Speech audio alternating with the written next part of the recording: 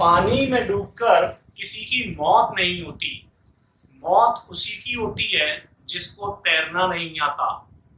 परिस्थितियां कभी समस्याएं नहीं होती, वो समस्या तभी बनती हैं जब उससे निपटना नहीं आता। डियर स्टूडेंट्स, एक बार फिर उसी जोश और उमंग के साथ आप सभी का पचौरीज ऑनलाइन क्लासेस पर हार्दिक स्वागत है। आज हम फिर से स्टैटिस्टिक्स की एक क्लास लेकर आए हैं जिसमें हम क्वेश्चंस को करेंगे। इससे पहले हमने पूरी एलिमेंट्री स्टैटिस्टिक्स को पढ़ा, उसके बारे में देखा, mean, median, mode, measures of central tendency के बारे में जानने की कोशिश की। हमने देखा अच्छी तरह से कैसे फाइंड करते हैं। आज की क्लास में हम इस बेस पर पूछे गए सारे प्रीवियस क्वेश्चंस को करने की कोशिश करेंगे, जिससे कि आपको आगे के जो भी एग्जाम्स आ रहे हैं, RRB NTPC, RRB group D, लेखपाल, यूपी पुलिस, जो भी एग्जाम्स आपके लिए आ रहे हैं उनमें आपको काफी हेल्पफुल मिलेगा और आप चीजों को एकदम से क्लियर और कैसे अप्लाई करना है वो सीख पाएंगे। सो आज की क्लास में हम करेंगे ओनली क्वेश्चंस। जितना भी हमने पिछली दो लास्ट क्लासेस में पढ़ाया उन पर हम क्वेश्चंस करेंगे। और जो भी स्टूडेंट्स आज की वीडियो को फर्स्ट टाइम देख रहा है, मैं उससे रिक्वेस्ट करूंगा कि इससे पिछली दो वीडियो को देखे, जिससे कि आपको अच्छी तरीके से चीजें समझ में आए। आपने अगर पिछली दो लास्ट वीडियो देखी हैं, उन दो वीडियोस के बाद आपको आज के क्वेश्चंस बिल्कुल भी अच्छी तरीके से समझ में आएंगे। सो मैं आपसे कहना चाहूंगा कि जिसने भी पीछे की दो वीडियो नहीं देखी हैं वो उन वीडियोस को भी देखे, फिर हम आगे क्वेश्चंस को स्टार्ट करेंगे। सो हम स्टार्ट करते हैं क्वेश्चंस। क्वेश्चन नंबर 1 हमने पिछली दो क्लासेस में पढ़ा, अब हमें उनके क्वेश्चंस को करना है, किस तरीके से हम क्वेश्चंस को टैकल करेंगे। सो क्वेश्चन नंबर 1 अभी हम स्टार्ट करते हैं क्वेश्चन नंबर 1 से।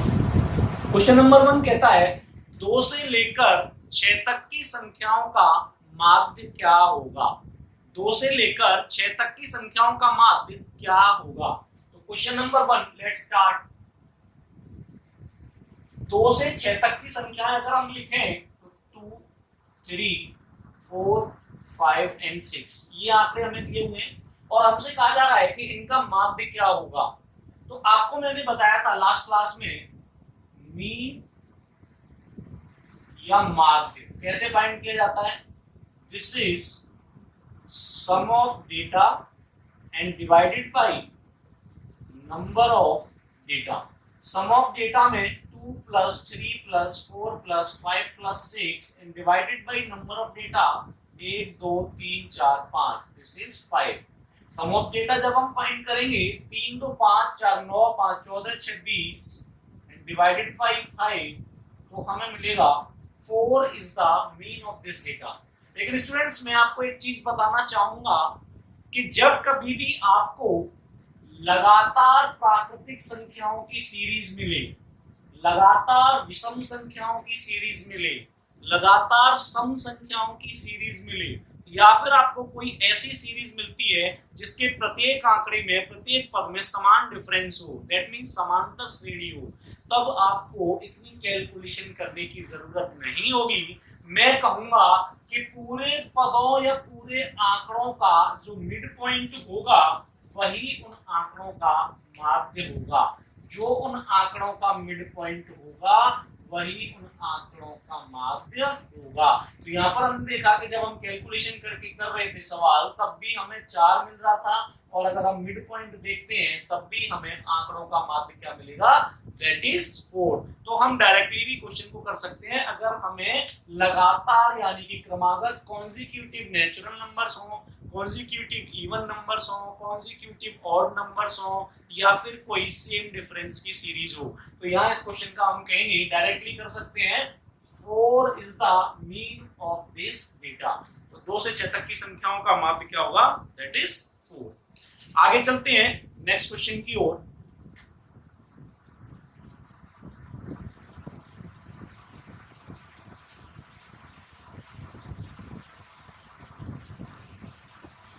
क्वेश्चन नंबर 2 हमसे कह रहा है कक्षा 5 के छात्रों के प्राप्तांक। क्वेश्चन नंबर 2 कक्षा 5 के छात्रों के प्राप्तांक क्रमशः 73, 48, 75, 73, 48, 75, 89 एंड 60, 59 एंड 60 है, तो उनके प्राप्तांकों का माध्य क्या होगा। यहाँ पर हमने देखा कि ना हमारे पास कॉन्जिक्यूटिव सीरीज है ना सेम डिफरेंस सीरीज है, तो माध्य फाइंड करेंगे कैसे। Then mean is sum of data that is 73, 48, 75, 89 and 60 divided by number of data 1 2 3 4 5 that is 5। sum of data जब हम फाइंड करेंगे तो हमें मिलेगा 8 3 11 5 16 9 25 this is 5 and 2 8 8 16 7 23 4 27 and 7 34 and 5 and divide करेंगे 5 का, तब हमें मिलेगा this is 69। So 69 will be the mean of this given data। समझ में आ रहा होगा स्टूडेंट्स क्या किया हमने। हमें इस बार कभी भी सीरीज नहीं मिली, कोई भी कॉन्जिक्यूटिव सीरीज नहीं थी, तब हम बेसिक से चलेंगे। बेसिक से हमने सीखा था sum of data divided by number of data, that is the mean of this data. Next question की ओर चलते हैं। सारे क्वेश्चंस आरआरबी एग्जाम में, आरआरबी एनटीपीसी ग्रुप डी में पूछे हुए हैं या अदर किसी कॉम्पिटिटिव एग्जाम में पूछे हुए हैं। मैं आपको क्वेश्चंस जो भी कराऊंगा वो सारे क्वेश्चन किसी न किसी एग्जाम में पूछे गए हैं। एक दो क्वेश्चन कुछ ऐसे होंगे जो प्रीवियस क्वेश्चंस के बेस पे बनाए हुए क्वेश्चंस होंगे। सो अच्छे से क्वेश्चंस को समझने की कोशिश करें okay students. So next question चलते हैं।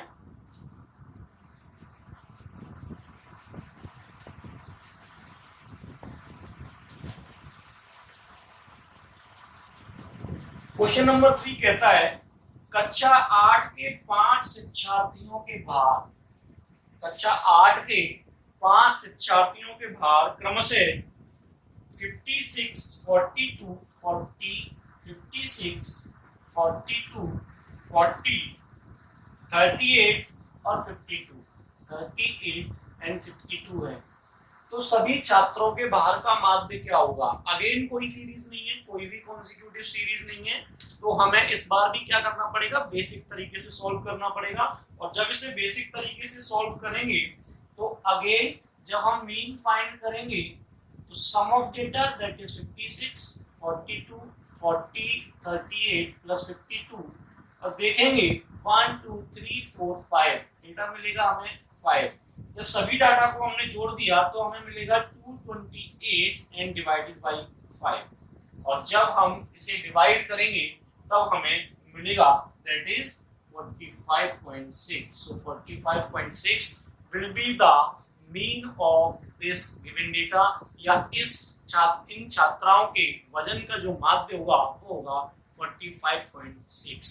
समझ में आया होगा स्टूडेंट्स। बेसिकली क्वेश्चन है, बिल्कुल बेसिक से पूछा जा रहा है, बस हमें वैल्यूज को पुट करना है और हमें आंसर का जवाब देना है। Okay so go to the next question.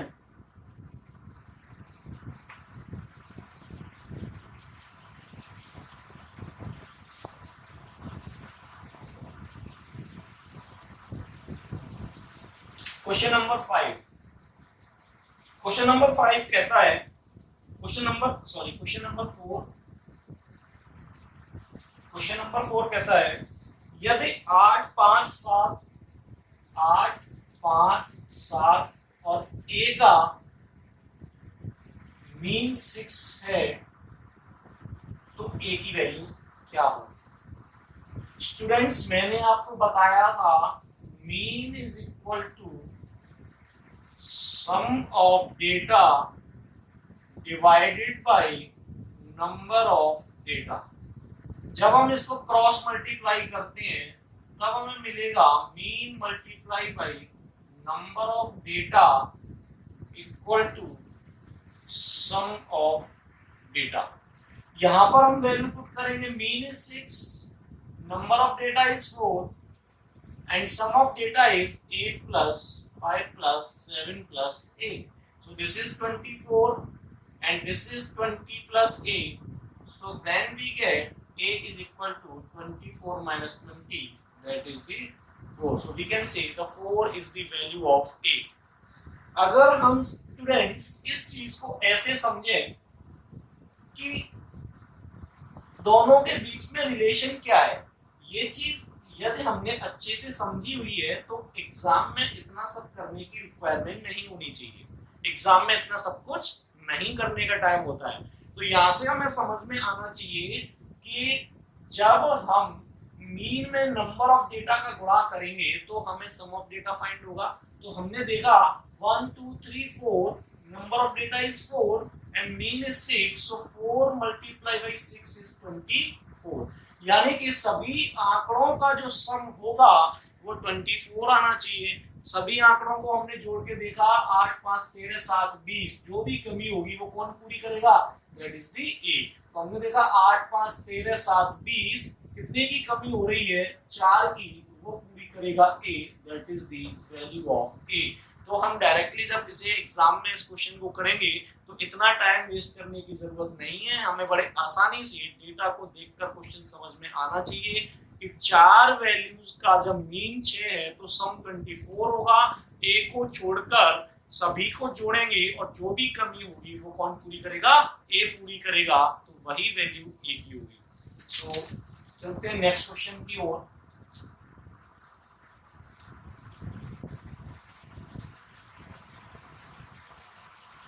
बिल्कुल बेसिक क्वेश्चंस हैं, एग्जाम में पूछे हुए हैं, प्रीवियस क्वेश्चंस हैं सारे, मोस्टली आरआरबी एनटीपीसी के हैं।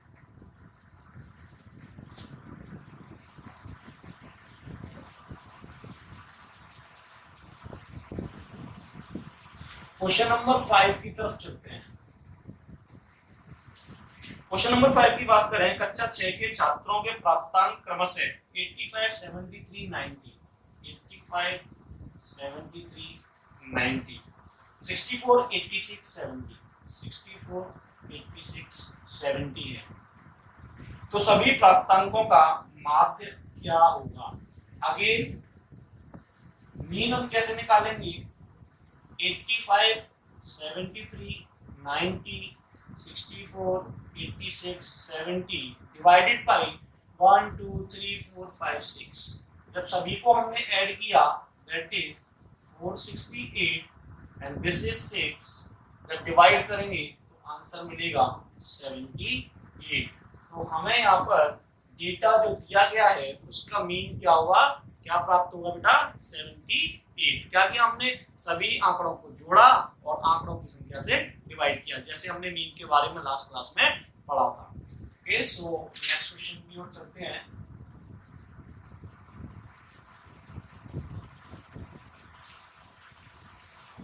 मैं आपको थोड़ा जल्दी क्वेश्चंस कराने की कोशिश कर रहा हूं क्योंकि कम टाइम में ज्यादा चीजें हमें समेटनी है। आप जब भी कोई चीज आपको देखनी हो आप वीडियो को बीच में पुश करके देख सकते हैं। सो नेक्स्ट क्वेश्चन चलते हैं क्वेश्चन नंबर 6 की ओर। इस क्वेश्चन नंबर 6, क्वेश्चन नंबर 6 कहता है कक्षा 7 के 5 विद्यार्थियों के वजन किलोग्राम में क्रमशः 34 48 58, 34 48 58 53 एंड 62 है। 53 एंड 62 ये आंकड़ा दिया हुआ है। इसी क्लास के छात्रों का वजन हमें इस तरीके से दिया हुआ है, कह रहा है उनके भार का समांतर माध्य या माध्य की बात है क्या होगा। अगेन हमने देखा हमें कोई भी ऐसी कॉन्जिक्यूटिव सीरीज नहीं मिल रही है, तो अगेन मीन कैसे फाइंड करेंगे, sum of data divided by number of data. जब हम इसको करेंगे this is mean equal to 34 plus 48 plus 58 plus 53 plus 62 and divided by 1 2 3 4 and 5। जब हम इसे ऐड करेंगे then we get 255 and divided by 5 और जब डिवाइड करेंगे दैट इज 51। जब हम इस क्वेश्चन के माध्य को फाइंड करेंगे तब हमें मिलेगा दैट इज 51। सारे वेट जो है किलोग्राम में दिए हुए हैं, that is 51 kilogram will be the mean of this given data. Students समझ में आ रहा है, अच्छे से समझिए, अच्छे क्वेश्चंस हैं, प्रीवियस क्वेश्चंस हैं। सॉरी। ओके, नेक्स्ट क्वेश्चन की ओर चलते हैं।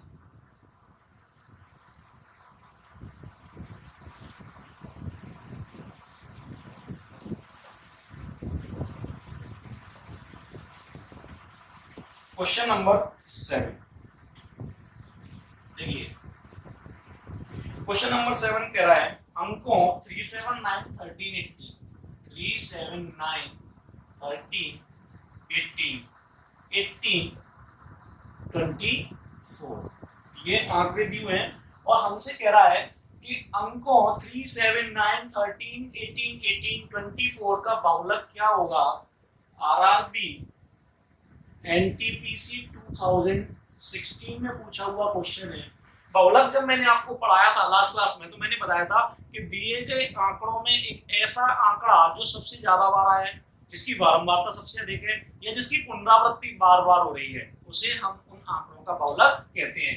तो स्टूडेंट्स हमने यहाँ देखा है कि आंकड़ों के पुनरावृत्ति को अगर हम देखें, बारंबारता को देखें तो 18 यानी कि 18 एक ऐसा आंकड़ा है जो हमें 2 बार मिल रहा है। बाकी कोई आंकड़ा ऐसा नहीं है जिसकी पुनरावृत्ति 2 बार हो रही हो।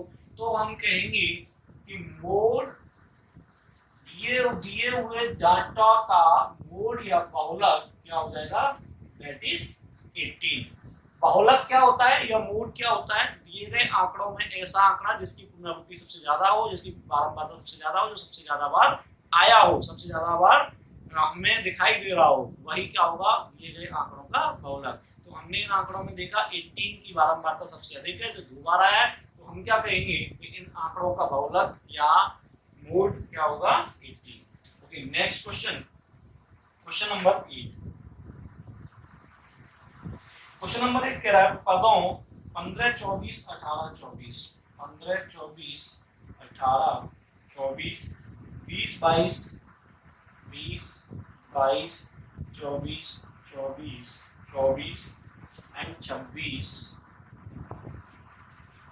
एंड 26 कह रहा है कि इन पदों का बहुलक क्या होगा।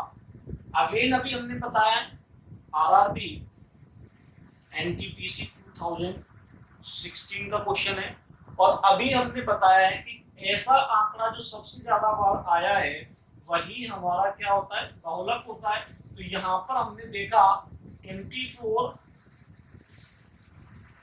24 24 24 24 24 तो 24 की बारंबारता या हम कहें फ्रीक्वेंसी 5 है जो किसी भी आंकड़े की नहीं है। तो दिए गए डाटा का मोड या बहुलक क्या हो जाएगा, दैट इज 24। एक ऐसा पलक झपकते ही आंसर होना चाहिए इन क्वेश्चंस का एग्जाम में हमें पलक झपकते ही आंसर करना है विद इन दी सेकेंड्स। हमने देखा सबसे ज्यादा बार, कुछ भी बारंबारता फ्रीक्वेंसी हमें समझने के लिए जरूरी है, लेकिन जब हम क्वेश्चन में एग्जाम देखेंगे हम देखेंगे बिल्कुल सिंपल लैंग्वेज में 24 सबसे ज्यादा बार आया है, यही हमारा बहुलक यानी कि मोड होगा। आई थिंक अच्छे से समझ में आ रहा होगा कि क्या है बहुलक या मोड इस दिए हुए डाटा का। ओके, तो चलते हैं नेक्स्ट क्वेश्चन की ओर, that is question number 9।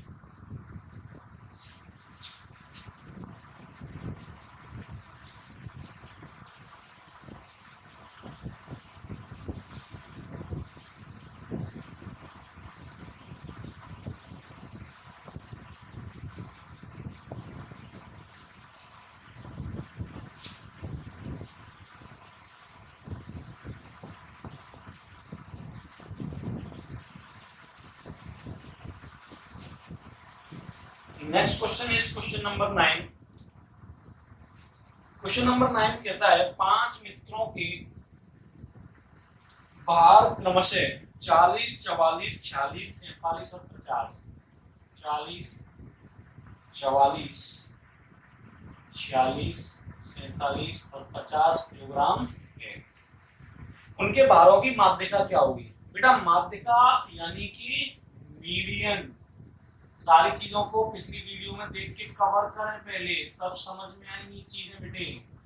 Median यानी कि माध्यिका, क्या बताया था माध्यिका, माध्यिका के बारे में बेटे मैंने आपको बताया था कि दिए गए आंकड़ों की जो मिड वैल्यू होगी कर्व, जब उनको आरोही या अवरोही क्रम में हम लिख लेंगे, असेंडिंग ऑर्डर या डिसेंडिंग ऑर्डर में लिखने के बाद वो जो आंकड़ा सेंटर में आएगा वही उन दिए गए आंकड़ों की मिड वैल्यू होगी। ओके स्टूडेंट्स, तो हमने यहाँ पर देखा कि इन दिए गए आंकड़ों को जब आरोही क्रम में लिखा तो सबसे पहले हम लिखेंगे इनको आरोही क्रम में, और आरोही क्रम में लिखने पर हमें कैसे आंकड़े मिलेंगे, दैट इज 40, 44, 46, 47 एंड 50। इसी तरीके से हमें ये आंकड़े दिए हुए हैं 40, 44, 46 एंड 50। आरोही क्रम में हमें आंकड़े दिए हुए हैं, अगर नहीं भी दिए होते हैं तो सबसे पहली अप्रोच मीडियन फाइंड करने के लिए क्या होती है कि हम उन आंकड़ों को आरोही क्रम में लिखें या अवरोही क्रम में लिखें। अब हम देखते हैं कि सेंटर वैल्यू कौन सी है, तो हमने देखा 46 आंकड़ों की मध्य वैल्यू है, तब हम कहेंगे कि दिए गए आंकड़ों की माध्यिका क्या होगी, 46। Okay, next question is question number 10। कह रहा है 13, 18, 13, 14, 13, 13, 18, 13, 14, 13,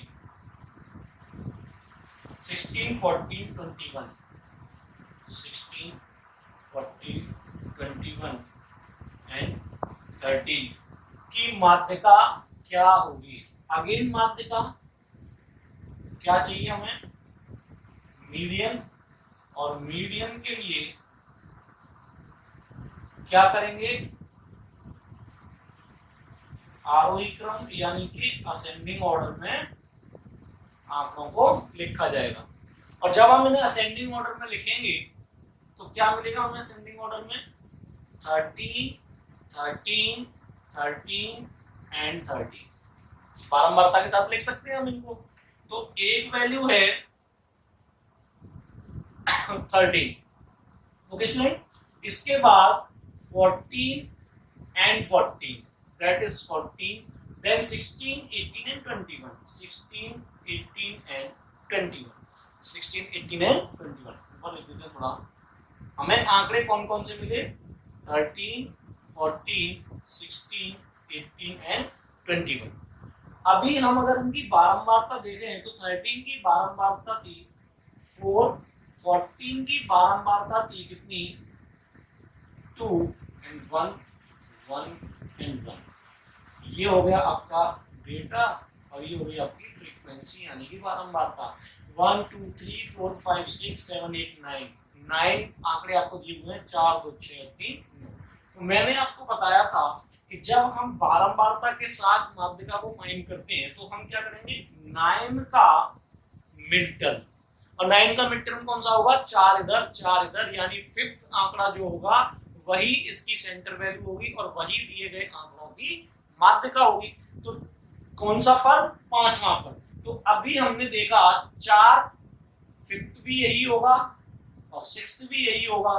तो हमने देखा कि 14 जो है दिए गए आंकड़ों की माध्यिका होगी, तो 14 विल बी द आंसर। तो माध्यिका क्या हो जाएगी, दैट इज 14। तो दिए गए आंकड़ों की माध्यिका हो जाएगी 14। ओके स्टूडेंट्स, अच्छे से समझ में आ रहा है। Next question, question number 11।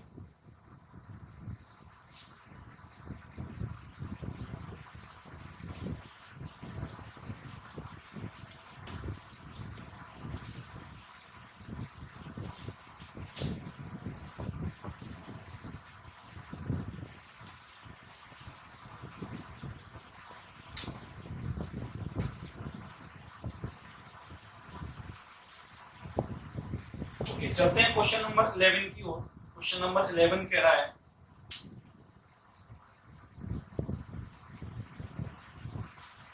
10, 34, 56, 89, 10, 34, 56, 89, 99, 89, 101,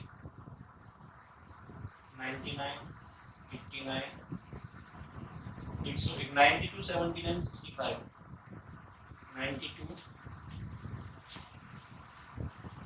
79, 65 and 45 की माध्यिका ज्ञात कीजिए। स्टूडेंट्स, माध्यिका फाइंड करनी है। माध्यिका के लिए मैं आपको बता चुका हूं, सबसे पहले डेटा को आरोही क्रम में लिखा जाता है, और जब इसको हम आरोही क्रम यानी कि असेंडिंग ऑर्डर में लिखेंगे तो आरोही क्रम में हम कैसे लिखेंगे, सबसे पहले 10, इसके बाद हमने देखा कौन सा नंबर आएगा, दैट इज 34, इसके बाद हमने देखा क्या आएगा, 34 के बाद हमने देखा 10, 34, देन 45, 45 के बाद देखा हमने क्या आएगा, दैट इज 56। स्टूडेंट, अभी जब हम कॉम्पिटिटिव एग्जाम्स में क्वेश्चंस को करते हैं तो हमें थोड़ा सा स्मार्ट वर्क करना होता है। हार्ड वर्क, ऐसा नहीं है कि हार्ड वर्क नहीं करना होता हो, लेकिन हार्ड वर्क के साथ थोड़े से स्मार्ट वर्क की हमें जरूरत होती है, जिससे हम अपना टाइम वेस्ट होने से बचा सकते हैं। जैसे कि हमने यहाँ पर काउंट किया 1 2 3 4 5 6 7 8 9 10 11, अगर ये 11 टर्म्स हैं तो हमारी माध्यिका कौन से टर्म पे आएगी, 11 टर्म्स का सेंटर पॉइंट, यानी कि 5 टर्म्स इधर 5 टर्म्स इधर, और जो 6 टर्म होगा वही हमारी माध्यिका होगी। तो हमें पूरा का पूरा असेंडिंग या डिसेंडिंग में लिखने की जरूरत नहीं है, ओनली अप टू हमें देखना है 6th टर्म क्या होगा। ओके स्टूडेंट, हमें टाइम वेस्ट होने से बचाना है एग्जाम्स के अंदर। तो फर्स्ट, सेकंड, थर्ड, फोर्थ, अभी हमें 6 टर्म का देखना है, उसके बाद क्या होगा क्या नहीं होगा हमें उससे कोई मतलब नहीं है, हमें हमारा आंसर मिल जाएगा। तो 56 के बाद हमने देखा, 56 के बाद यहाँ पर आएगा दैट इज 65, 1 2 3 4 5, एंड 65 के बाद जब हम देखेंगे तो 79 इज द नेक्स्ट टर्म, यही होगा हमारा 6th टर्म, और इसी को हम कहेंगे मीडियन, क्योंकि 11 टर्म का जो सेंटर पॉइंट होगा वो 6th टर्म होगा। तो 79 will be the medium of this given data. I think अच्छे से समझ में आया होगा। मैंने क्या बताया स्टूडेंट्स, टाइम खराब नहीं करना है। हमने देखा कि 11 डेटा हमें दिए हुए हैं, और 11 डेटा की जो माध्यिका होगी वो 6वां टर्म जो होगा वही माध्यिका होगी। तो हम 6 टर्म तक जाएंगे, कहानी खत्म, हमें उससे आगे जाने की जरूरत ही नहीं है। क्या होगा क्या नहीं होगा वो टाइम वेस्टिंग है टोटल। तो हमने देखा कि आरोही क्रम में लिखने पर 6 टर्म कौन सा आएगा वही हमारा आंसर होगा। ओके, चलते हैं नेक्स्ट क्वेश्चन की ओर। क्वेश्चन नंबर 12, क्वेश्चन नंबर 12 कह रहा है संख्या 7 14 12 19, 7 14 12 19, 21 24 और 11, 21 24 और 11 की माध्यिका क्या होगी। अगेन हमने सबसे पहले क्या देखना है, 1 2 3 4 5 6 7, 7 टर्म हमें दिए हुए हैं। 7 टर्म की माध्यिका सेंटर पॉइंट कहाँ आएगा, यानी 3 वैल्यू इधर 3 वैल्यू इधर, 4th टर्म। तो माध्यिका यानी कि मीडियन जो मिलेगा इसका वो क्या होगा, 4th टर्म। और 4th टर्म होगा तो इसको लिख दो असेंडिंग ऑर्डर, यानी कि आरोही क्रम में। आपको पेन उठाने की जरूरत नहीं है, पेन उठाने की जरूरत नहीं होगी इन सब क्वेश्चंस में। आपको पेपर पर ही देख लेना है कि 4th टर्म जब हम असेंडिंग ऑर्डर में लिखेंगे तो कौन सा आएगा। So first is 11, second is 12, and third is 14, sorry, first is 7, second is 12, third is 11, and 14 is 4. Fourth term is 14. So this is 7, 11, 12, and 14. So this is the mean of this given data. Okay students, तो हमें किस तरीके से time save करना है आप अच्छे तरीके से समझ रहे होंगे। चलते हैं नेक्स्ट क्वेश्चन की ओर।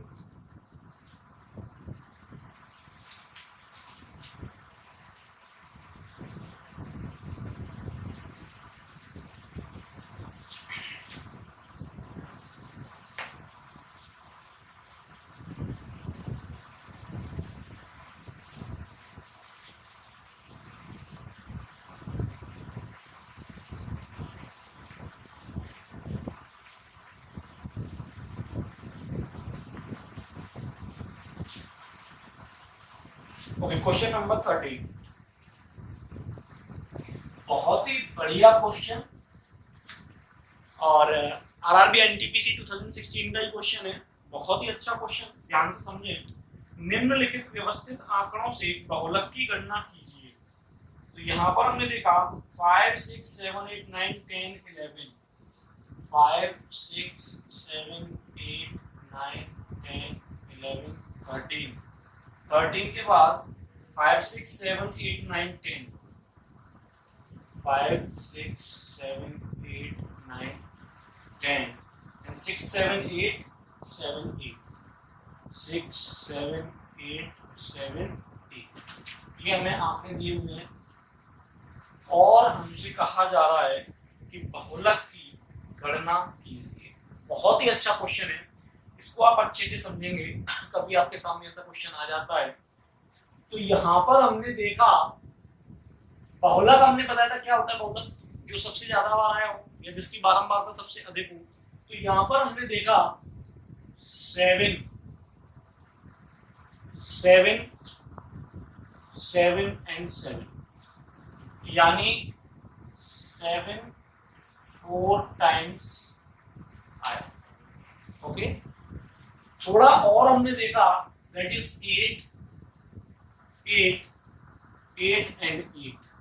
यहाँ पर हमने देखा कि 8 भी 4 टाइम्स आया है।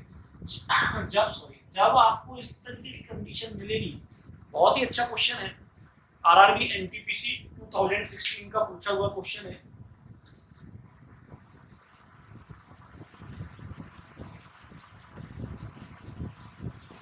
जब आपको इस तरीके की कंडीशन मिलेगी कि एक से ज्यादा वैल्यूज जो है हमें बराबर बारंबारता में मिल रही हैं, तब बहुलक की कैसे फाइंड करेंगे। तो बहुलक उस कंडीशन में क्या होगा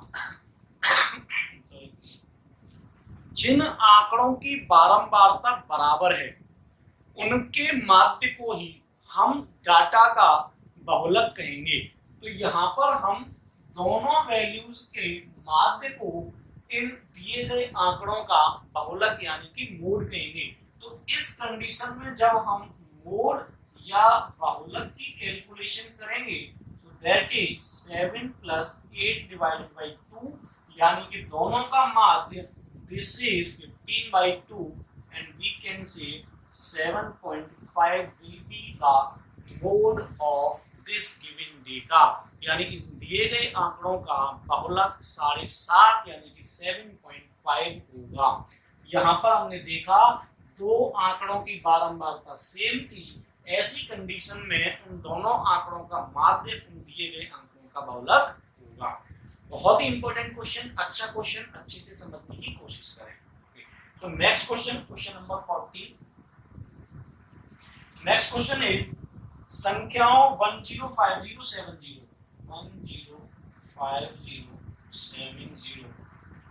89 का बहुलक क्या होगा। बहुलक पूछा है, मोड देखने से ही हमें पता चल रहा है 0 0 0 3 टाइम्स आया है और भी कोई डेटा 3 टाइम्स है नहीं। तो मोड यानी कि बहुलक दिए गए आंकड़ों का क्या हो जाएगा, दिए आंकड़ों का बहुलक क्या होगा, 0। सो चलते हैं नेक्स्ट क्वेश्चन की ओर। ऐसे ऐसे क्वेश्चन आते हैं, इतने इजी क्वेश्चन करके जॉब मिल जाती है। ये आरआरबी एनटीपीसी 2016 अलग अलग शिफ्ट के क्वेश्चंस हैं। किसी शिफ्ट में कोई क्वेश्चन आया, किसी शिफ्ट में कोई क्वेश्चन आया, किसी शिफ्ट में कोई, ऐसा नहीं है कि सारे क्वेश्चन एक ही शिफ्ट में थे, अलग अलग शिफ्ट के क्वेश्चंस हैं। ओके स्टूडेंट्स, तो चलते हैं नेक्स्ट क्वेश्चन की ओर। Question number 15।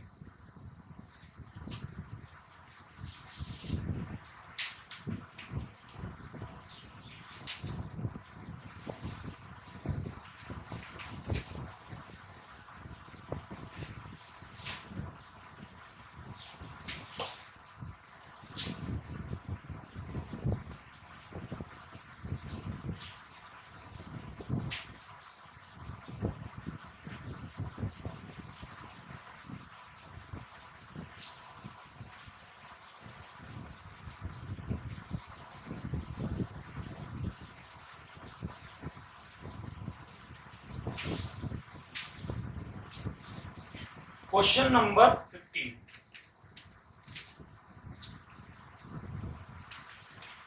दिए गए 10 बारों का बहुलक बताइए। तो यहाँ पर ये कह रहा है 40 34 42 40 34 42 38 41 50 38 41 50, 48, 49, 48, 49, 33, 47। दिए गए भारों का बहुलक क्या होगा? RRB NTPC 2016। अच्छा क्वेश्चन है। हमने यहाँ पे देखा 40, 34, 42, 38, 41, 50, 48, 49, 33, 47। ऐसा कोई आंकड़ा है ही नहीं जिसकी पुनरावृत्ति हो रही हो।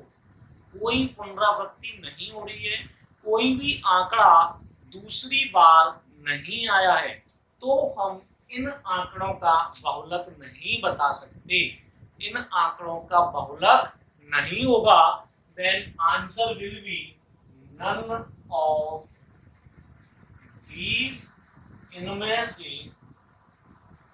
कोई नहीं, कोई भी आंकड़ा इनका बहुलक नहीं होगा।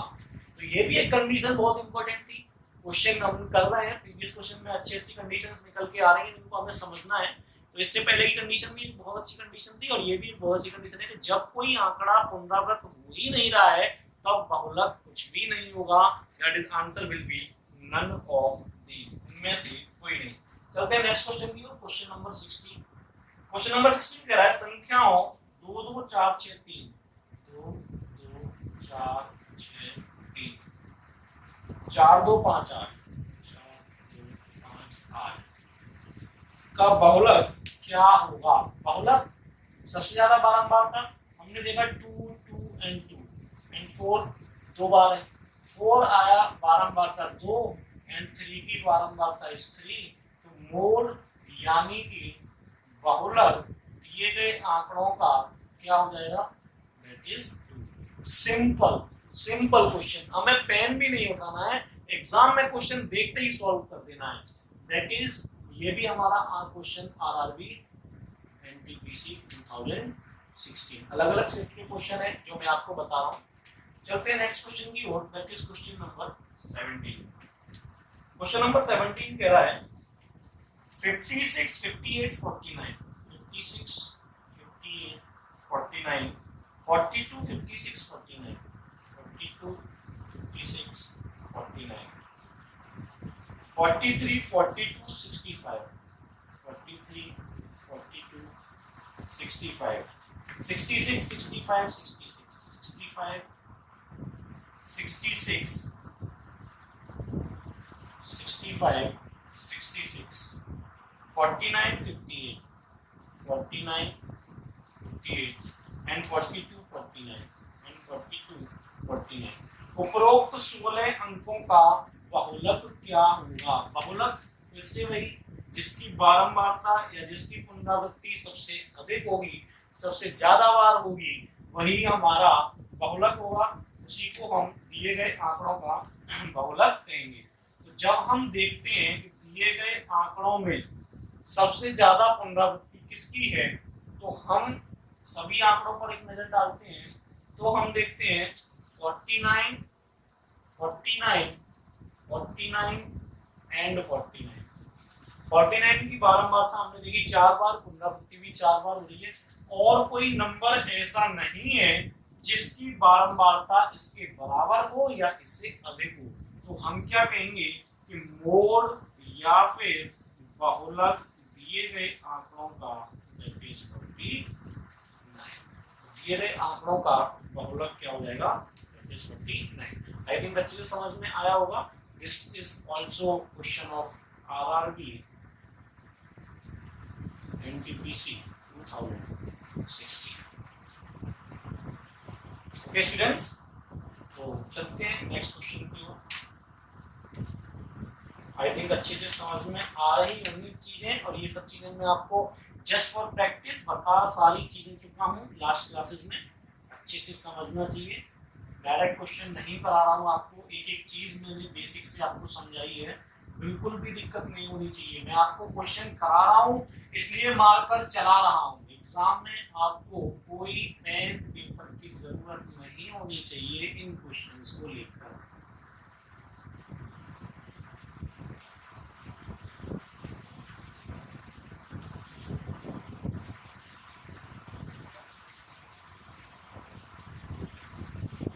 ओके, नेक्स्ट क्वेश्चन चलते हैं। क्वेश्चन नंबर 18, बहुत ही बढ़िया क्वेश्चन, और इसके बारे में भी मैंने आपको बता दिया था। यदि बहुलक मोड दिया हुआ है 32.1 एंड माध्य यानी कि मीन दिया हुआ है 35.4 और हमसे पूछा है मीडियन क्या होगा।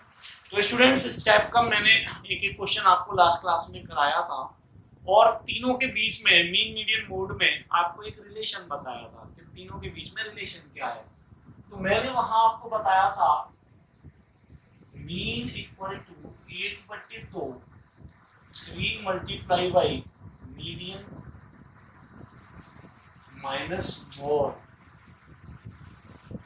आरआरबी ग्रुप बी में पूछा हुआ क्वेश्चन है, बहुत ही अच्छा क्वेश्चन है। तो मीन की value that is 35.4 1/2 3 multiply by median हमें निकालना है एंड दैट इज 32.1। 2 का मल्टीप्लाई बाई इधर होगा that is 70.8 and this is 3 into median minus 32.1। 32.1 इधर आके ऐड हो जाएगा, तो this is 3 into median equal to 70.8 plus 32.1, और जब हम इसको करेंगे दैट इज 102.9। तो मीडियन की वैल्यू हमें यहाँ से मिलेगी 102.9 डिवाइडेड बाई 3, और जब हम इसको करेंगे तो ये हो जाएगा आपका 339 4.3 34.3। इन दी गई कंडीशन पे मीडियन की वैल्यू होगी। बहुत ही अच्छा क्वेश्चन, प्रैक्टिस के तौर पर मैं लास्ट क्लास में करा चुका हूँ। आरआरबी ग्रुप डी में ये क्वेश्चन पूछा गया था, जिसमें हमें मोड और मीन की वैल्यू देके मीडियन फाइंड करवाया। So median will be 34.3। आगे चलते हैं नेक्स्ट क्वेश्चन की ओर। इसी टाइप का क्वेश्चन है, एग्जाम में पूछा हुआ है।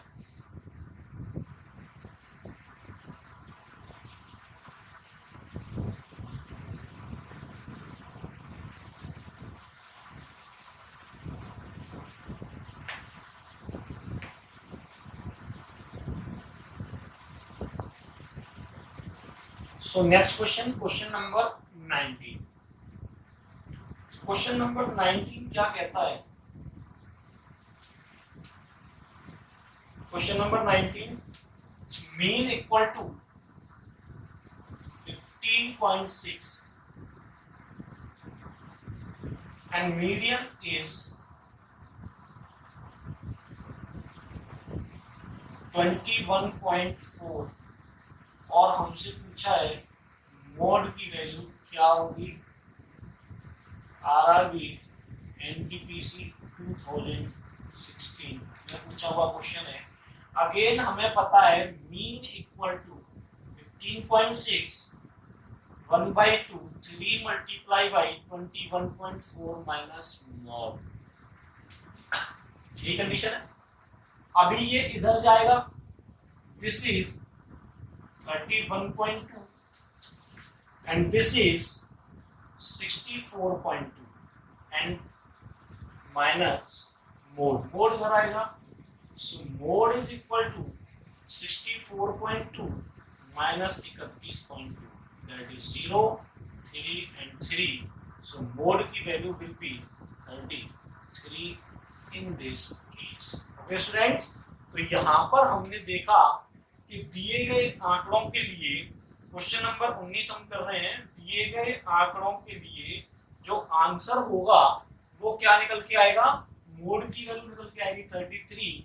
ऑप्शन में हमने देखा 33 आंसर में नहीं है, so answer will be none of these, या इनमें से कोई नहीं।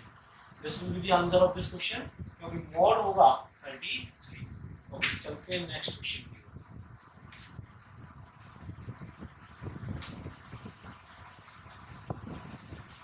आपको कोई चीज रिमाइंड करके देखनी है तो वीडियो को बैक करके देख सकते हैं, हमें थोड़ा सा कम टाइम में ज़्यादा चीज़ें लेके चलनी है, तो जल्दी जल्दी क्वेश्चंस को लेके चलेंगे। बाकी आपको कोई भी डाउट है आप कमेंट में मैसेज में छोड़ सकते हैं, हम उसे क्लियर करेंगे। That is question number 20। Question number 20 कहता है mode is 22, mode is 22 and median is 21.4 और हमसे पूछा है मीन क्या होगा। तो हमने देखा है मीन बराबर 1/2 3 multiplied by 21.4 minus 22. So this is 1/2. This is 64.2 minus 22. So 1/2 multiplied by 4 2 and this is 2. 2 से डिवाइड करेंगे, that is 21.1. So दिए गए इन वैल्यूज के लिए मोड की वैल्यू हमें मिलेगी 21.1। ओके स्टूडेंट्स, बिल्कुल बेसिक क्वेश्चन था, सेम मिलता जुलता हुआ लास्ट पैटर्न में। एक क्वेश्चन आपको बताते हैं, बहुत इंपॉर्टेंट क्वेश्चन है, बहुत ही अच्छा क्वेश्चन है, इसी बेस पे, इसी पैटर्न पे बेस है। उस क्वेश्चन को मैं भी आपको बताता हूँ, लास्ट एग्जाम में पूछा हुआ क्वेश्चन है।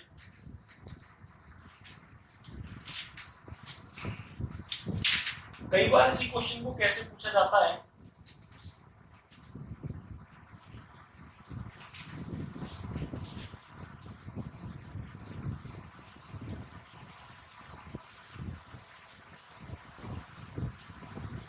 हमने लास्ट क्लास में भी इस रिलेशन में कुछ क्वेश्चन किए थे और हमने चीजों को देखा था कि कैसे रिलेशन जुड़ा हुआ है, तो हमने रिलेशन पे बेस क्वेश्चन किए थे। बहुत ही इंपॉर्टेंट क्वेश्चन बता रहा हूँ, इसी बेस पे बेस। कई बार क्या होता है, आपको डिफरेंस दिया जाता है, जैसे मैं कह रहा हूँ mean is 27 and difference of mean and median, mean minus median is given 3, then find the mode। बहुत ही इंपॉर्टेंट क्वेश्चन। इस तरीके से भी क्वेश्चन पूछा जा सकता है। इसमें हमें क्या किया, मीन और मीडियन का डिफरेंस दिया। अब हमें उस पढ़े हुए रिलेशन को इस तरीके से मॉडिफाई करना है कि हम उसमें इस डिफरेंस को यूज कर सकें। अब उस डिफरेंस को कैसे यूज करेंगे ये हमें देखना है। तो हमने जो रिलेशन पढ़ा हुआ है वो पढ़ा हुआ है that is mean equal to 1/2 3 into median minus mode.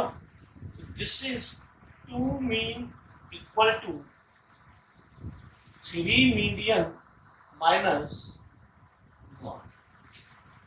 क्या मैं इस चीज को इस तरीके से लिख सकता हूं, मॉड आएगा इधर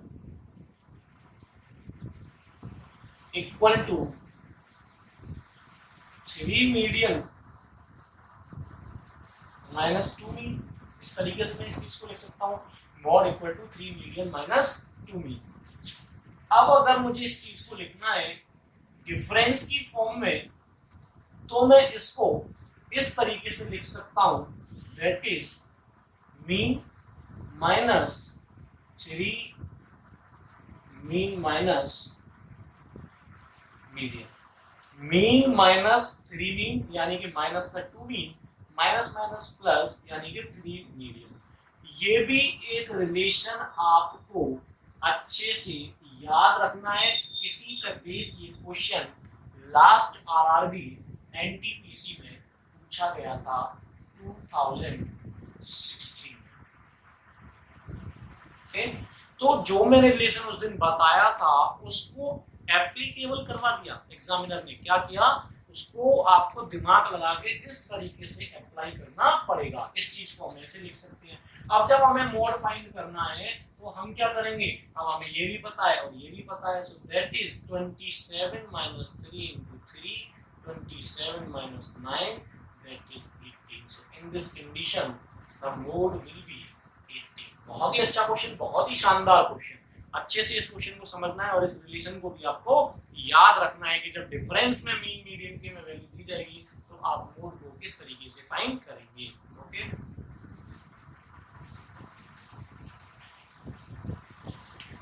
तो इसे समझें और नोट डाउन करें और चलते हैं नेक्स्ट क्वेश्चन की ओर।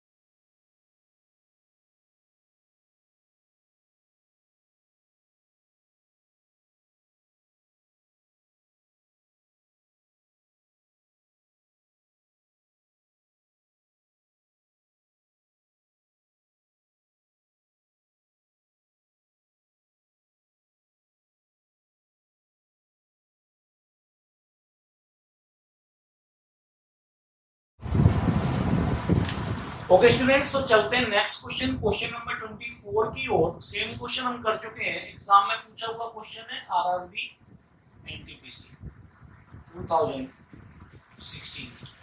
तो यहाँ पर ये मीडियन की वैल्यू पूछ रहा है। हमें पता है, हमने पढ़ा हुआ mean equal to 1/2 3 into median minus mode. अभी ये इधर जाएगा तो this is 3 median equal to 10, 40 की तरह के ऐड हो जाएगा तो 3 into median is equal to 24 and median की वैल्यू हमें मिलेगी 3 से 8 टाइम्स, दैट इज 8। इस कंडीशन में हमें मिलेगी वैल्यू 8। Question number 24। आगे चलते हैं नेक्स्ट क्वेश्चन की ओर। क्वेश्चन नंबर 25 कहता है प्रथम 10 पूर्ण संख्याओं का माध्य क्या होगा। प्रथम 10 पूर्ण संख्याएं, whole number. What is whole number? Starting with 0 यदि यहाँ पर ये कहता कि 10 प्राकृतिक संख्याओं का योग, तब हम कहते कि स्टार्ट फ्रॉम 1, लेकिन ये कह रहा है पूर्ण संख्याएं, whole number, that is start from 0। So 10 पूर्ण संख्याएं, first 10 whole numbers are 0, 1, 2, 3, 4, 5, 6, 7, 8 and 9। Okay students, अब यहाँ पर हमसे कह रहा है कि इन संख्याओं का माध्य क्या होगा। तो माध्य हम निकालते हैं आंकड़ों का योग, that is 0 + 1 + 2 + 3 + 4 + 5 + 6 + 7 + 8 + 9 and divided by 10। सभी का सम होगा 45 divided by 10 and mean will be 4.5। तो सबसे पहली 10 पूर्ण संख्याओं का माध्य अगर हम फाइंड करते हैं, दैट इज 4.5। चलते हैं नेक्स्ट क्वेश्चन की ओर।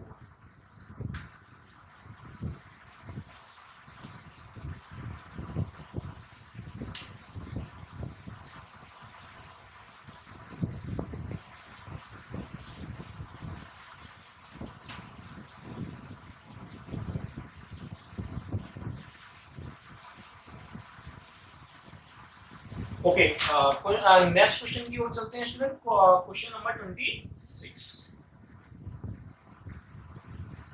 क्वेश्चन नंबर 26 हमसे कह रहा है 1 2 2 8 9 14, 1 2 2 8 9 14 की माध्यिका क्या होगी।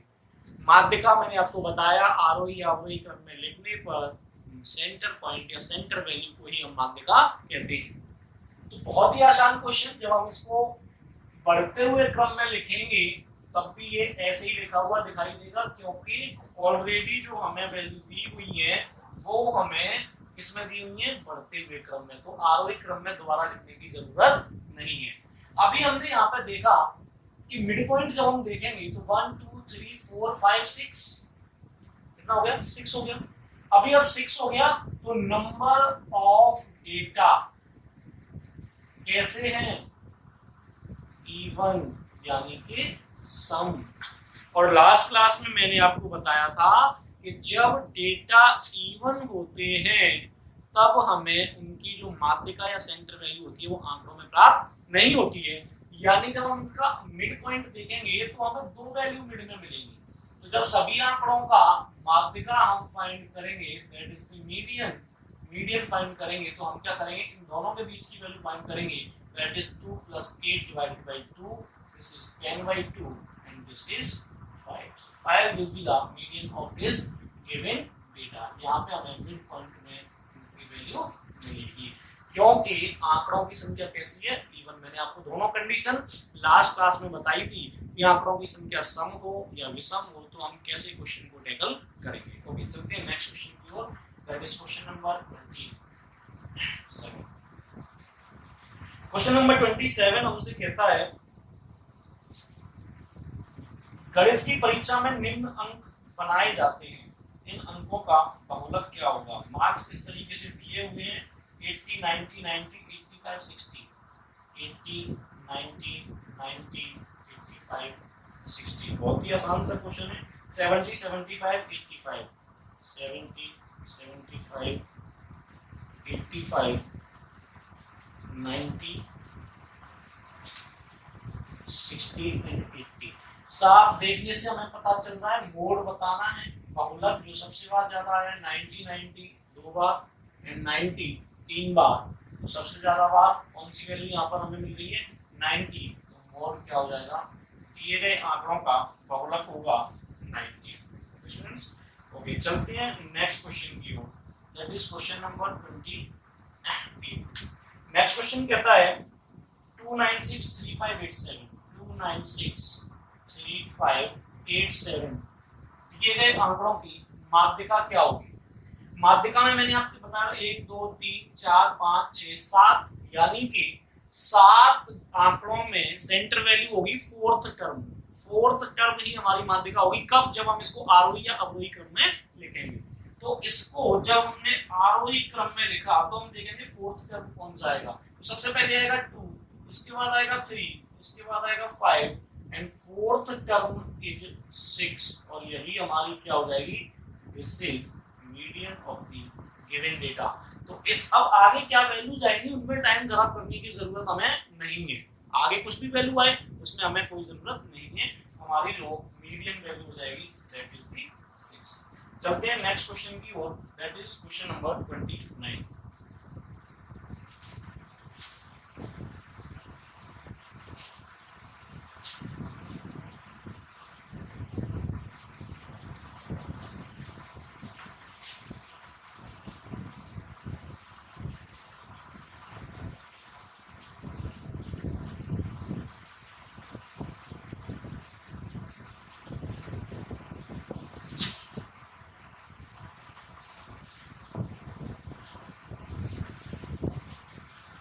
चलते हैं स्टूडेंट्स नेक्स्ट क्वेश्चन की ओर, दैट इज क्वेश्चन नंबर 29।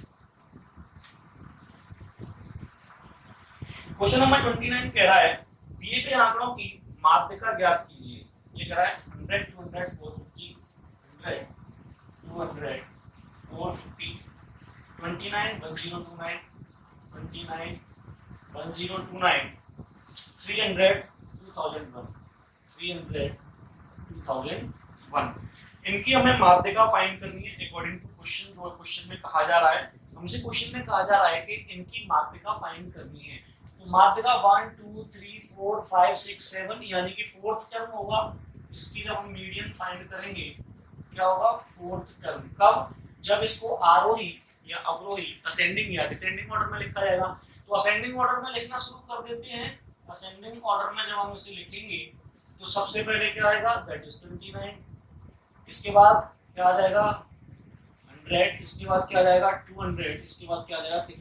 आगे क्या आएगा हमें जरूरत नहीं है, लेकिन हमने देखा कि फोर्थ टर्म 300 आएगा, so that is the median of this given data.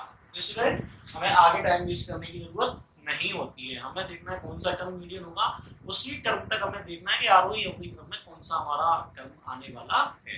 Okay next question चलते हैं, क्वेश्चन नंबर 30। क्वेश्चन नंबर 30 की तरफ जब हम चलेंगे, क्वेश्चन नंबर 30 दिया है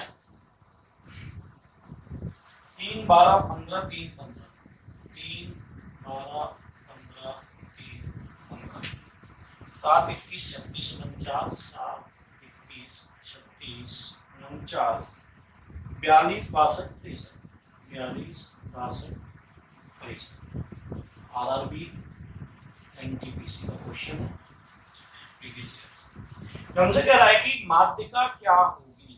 अब जब माध्यिका हम निकालेंगे तो अगेन 1 2 3 4 5 6 7 8 9 10 11 12 यहाँ पर नंबर ऑफ डेटा कैसा है 12 यानी कि इवन। और इवन होगा तो हमें यहाँ पर दो वैल्यूज सेंटर में मिलेगी, माध्यिका हमें यहाँ पर नहीं मिलेगी, दो वैल्यू सेंटर में मिलेंगी। और वो दो वैल्यू कौन कौन से होंगे, कौन कौन से टर्म होंगे, यानी जब हमारे सामने 12 वैल्यूज हैं तो 5 टर्म्स इधर 5 टर्म्स इधर 10 और बीच में रह गए 2 यानी 6 एंड 7 टर्म। तो 6 7 तो यहाँ जब हम मीडियन निकालेंगे तो ये निकलेगा 6th term plus 7th term divided by. अब हम इनको लिखते हैं आरोही और अवरोही क्रम में। तो हमने लिखा आरोही क्रम में, और जब हम इसको आरोही क्रम में लिखेंगे तो हमें देखना है 6 एंड 7 टर्म कौन से आएंगे। तो सबसे पहले हमने देखा, सबसे पहले 3 और 3 दो बार 3 एंड 3। इसके बाद हमने देखा है कि 3 और 3 के बाद आएगा 12 15 7 12 15 15 7 12 15 15 एंड इसके बाद आएगा 21 1 2 3 4 5 6 7। तो 6th एंड 7th टर्म हमें कौन सा मिला 21 एंड 15। तो यहाँ से जब हम मीडियन निकालेंगे तो median equal to 15 plus 21 by 2 that is 36 by 2 18 will be the median of this given data। यहाँ पर क्या हुआ, आंकड़ों की संख्या इवन थी और आंकड़ों की संख्या इवन होगी तो हम क्या करेंगे, बीच में जो भी दो पॉइंट मिलेंगे हमें इनका भी मिड पॉइंट हमें निकालना है। जो कैसे मिलता है हमें इनका माध्य निकाल करके। आगे के टर्म्स पे हमें टाइम खराब करने की जरूरत नहीं है, हमें सिर्फ 6 एंड 7 टर्म को देखना है और उन टर्म के माध्य को हमें फाइंड कर लेना है। सो 18 will be the median of this given data.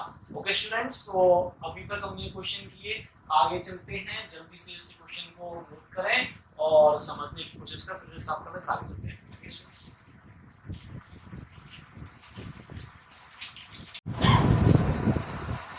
Okay so चलते हैं नेक्स्ट क्वेश्चन की ओर, that is question number 31।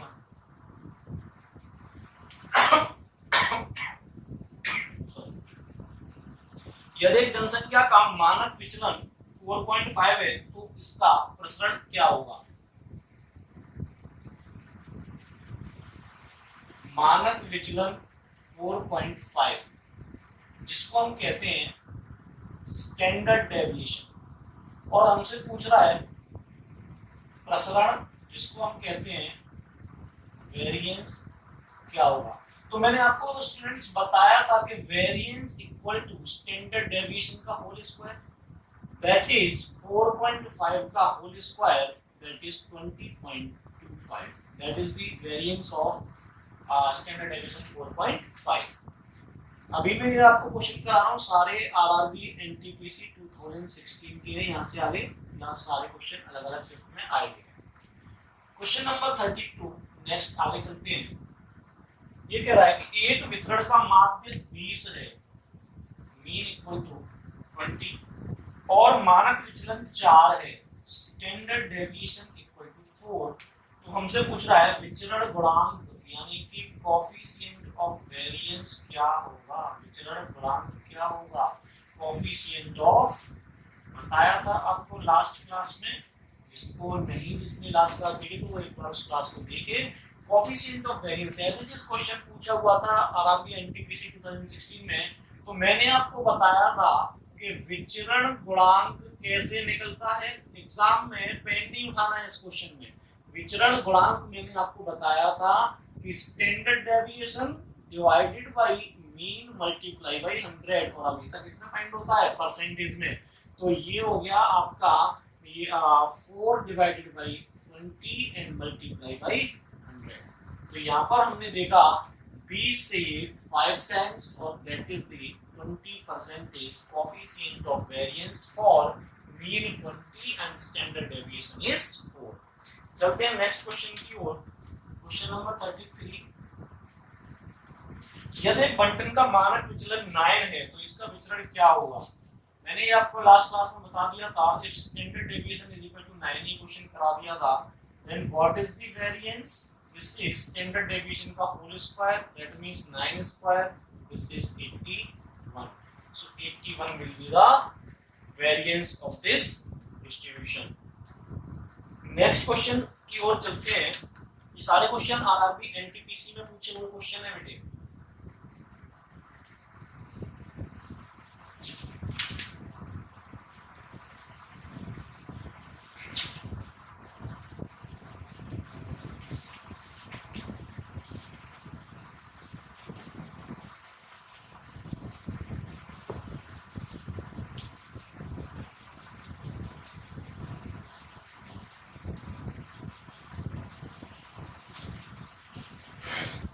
Next question is question number 34।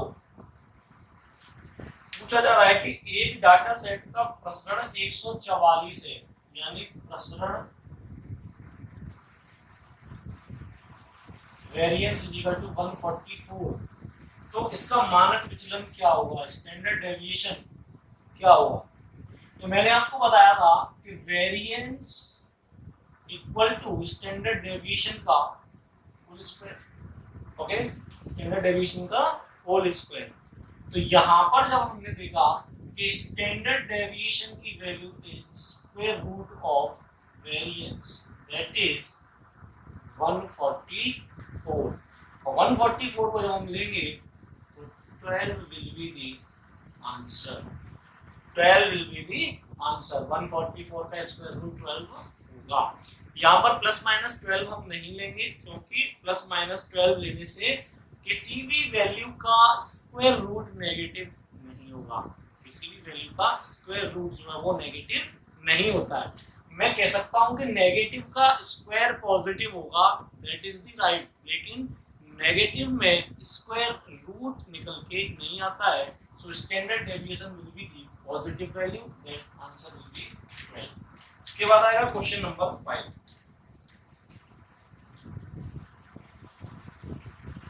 Question number 35, इसकी हम बात करें, ये कह रहा है 3 4 5 5 3 4 5 5 3 6 7 3 3 6 7 3 5 5 6 डेटा दिया हुआ है। कह रहा है कि दिए गए आंकड़ों का बहुलक तथा माध्यिका क्या होगी। बहुलक हमें देखने से ही पता चल रहा है, व्हाट इज दिस 5, तो बहुलक यानी कि मोड हो गया जी इसका 5। और जब हम बात करेंगे इसकी माध्यिका की, तो माध्यिका में आपने देखा 1 2 3 4 5 6 7 8 9 10 11 टर्म में, यानी माध्यिका हो जाएगी 6th टर्म पे जो भी आएगा वो इसकी माध्यिका हो जाएगी। तो हम इसे आरोही क्रम में लिखेंगे, तो 6th टर्म को देख लेंगे। तो आरोही क्रम में जब हम लिखेंगे दैट इज 3 3 एंड 3 3 3 एंड 3, इसके बाद 4, इसके बाद 5 5 5 5 5 5।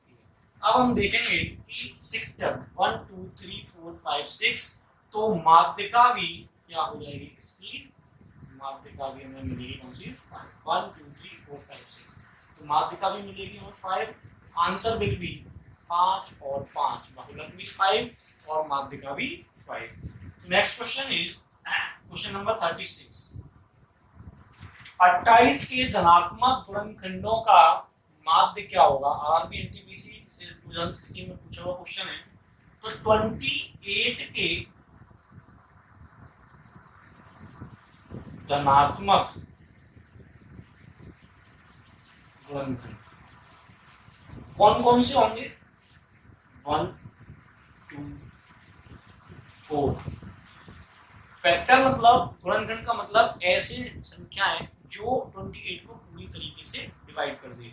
तो 1 से डिवाइड होगा, 2 से डिवाइड होगा, 3 से नहीं होगा, 4 से होगा, 5 से नहीं होगा, 6 से नहीं होगा, 7 से होगा, 14 से होगा एंड 28 से होगा।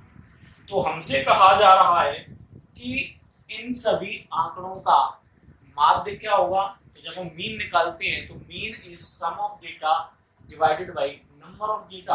तो जब हम इसका मीन या फिर माध्य निकालेंगे तो सारे डाटाओं का सम निकालेंगे, और सभी डाटाओं का जब हम सम निकालेंगे तो ये क्या हो जाएगा, that is 56 in data 1 2 3 4 5 6 1 2 3 4 5 6 divided by 6, और हमें मिलेगा 9.3। स्टूडेंट्स, तो दिए गए आंकड़ों के लिए आंसर होगा 28 के धनात्मक गुणनखंडों का माध्य 9.3।